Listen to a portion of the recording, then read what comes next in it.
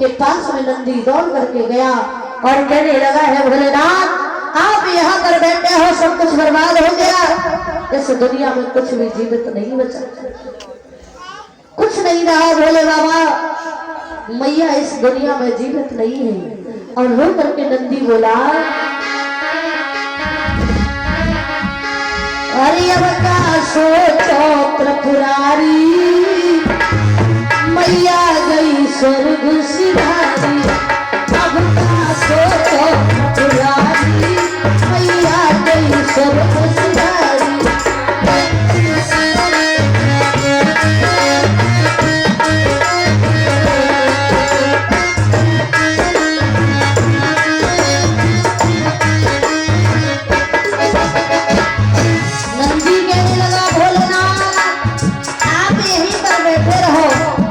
मैया अब इस दुनिया में जितना नहीं है, मैया को क्या हो गया बाबा कुछ करो।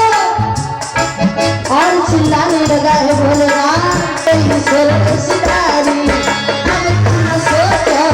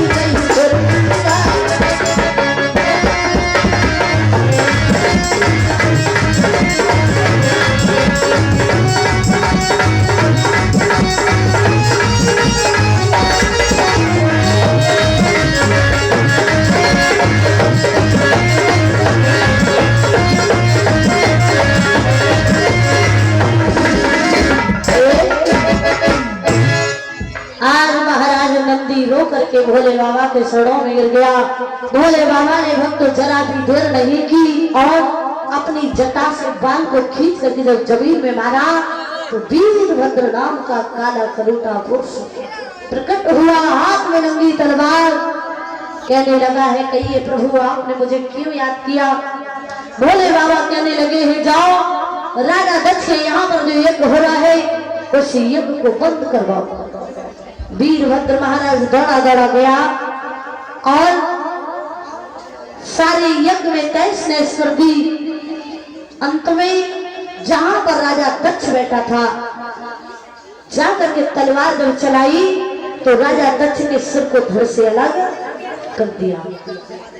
आज महाराज सिर को धड़ से अलग किया तो यज्ञ में राजा दक्ष के दरबार में हाहाकार हो गई।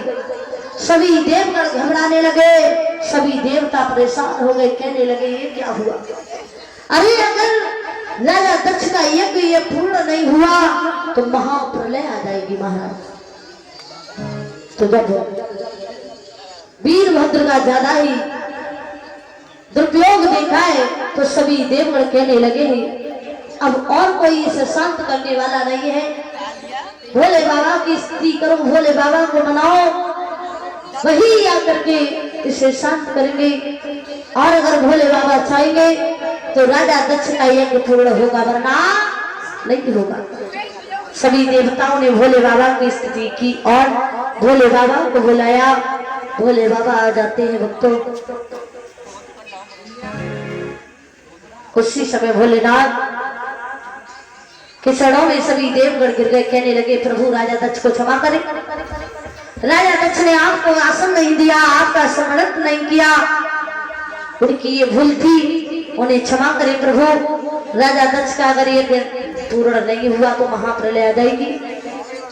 जैसे ही भोले बाबा की स्त्री की तो भोले बाबा जब अपने क्रोध से शांत हुए तो भोले बाबा ने महाराज जरा भी देर नहीं लगाई और कहा जाओ एक बकरे का सिर लेकर के आओ, राजा के धड़ से लगाओ।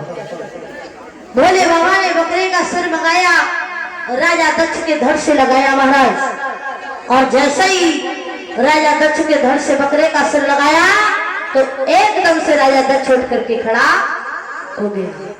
उठ करके खड़ा हुआ, बम भोले की करता हुआ भोले बाबा के चरणों में गिर गया और कहने लगा, है प्रभु मुझे क्षमा करें, मुझसे भूल हुई, मुझे अपने आप में अहंकार हो गया, मुझे अपने आप